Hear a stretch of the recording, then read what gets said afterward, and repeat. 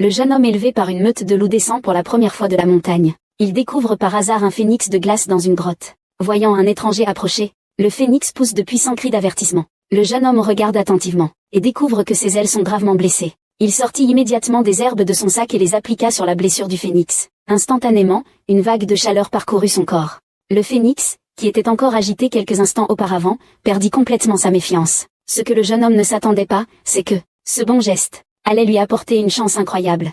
On dit que le phénix est l'incarnation d'un heureux présage. Quiconque le rencontre verra sa chance s'épanouir. Il recevra sa protection. Rapidement, le jeune homme changea son destin. Les occasions se présentèrent sans cesse. Ce jour-là, alors qu'il se promenait, il découvrit une plante magique. Mais il fut suivi par sa fiancée. Le jeune homme, naïf, ne se doutait de rien. Il s'apprêtait à offrir l'herbe magique à sa fiancée, quand son aîné l'attaqua par surprise. D'une seule paume, il le projeta à plusieurs mètres. Il s'avère qu'ils étaient complices depuis longtemps. J'ai constamment utilisé le jeune homme pour m'aider à trouver l'herbe magique et ainsi faire progresser ma cultivation. En fait, il y a un mois déjà, j'étais déjà la fiancée de son frère aîné.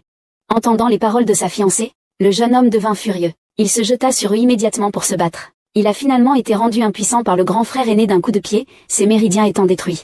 Voyant que le jeune homme n'avait plus qu'un souffle, le grand frère aîné, satisfait, prit la femme dans ses bras et s'en alla. Le jeune homme jura que s'il y avait une prochaine vie, il les ferait centuplement payer. Cependant, le jeune homme, chanceux, a survécu. Une fois remis de ses blessures, il décide de dénoncer les crimes de son frère aîné. Mais à peine arrive-t-il à l'entrée de la montagne qu'il est bloqué par deux personnes. Celle-ci lui annonce qu'il a été exclu de l'école pour avoir attaqué un condisciple. Quant à sa sœur aînée, avide, elle veut qu'il lui laisse son trésor ancestral. Le jeune homme n'a pas eu le temps de réagir. On voit le grand frère qui frappe le jeune homme d'un coup de paume, le faisant cracher du sang. Il fouille ensuite sur lui et trouve le livre sacré. Mais lorsqu'il l'ouvre, il découvre que les pages sont toutes blanches. Furieux, le grand frère coupe directement le livre céleste en morceaux. Le jeune homme voit que l'héritage de son père est détruit. Il fut immédiatement furieux au point de cracher du sang. Il s'évanouit sur place, du sang éclaboussant les débris.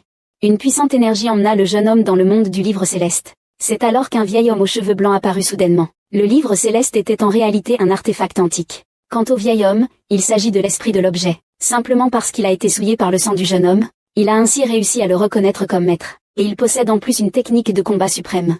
Le jeune homme, pour se venger, s'est immédiatement assis en tailleur pour commencer à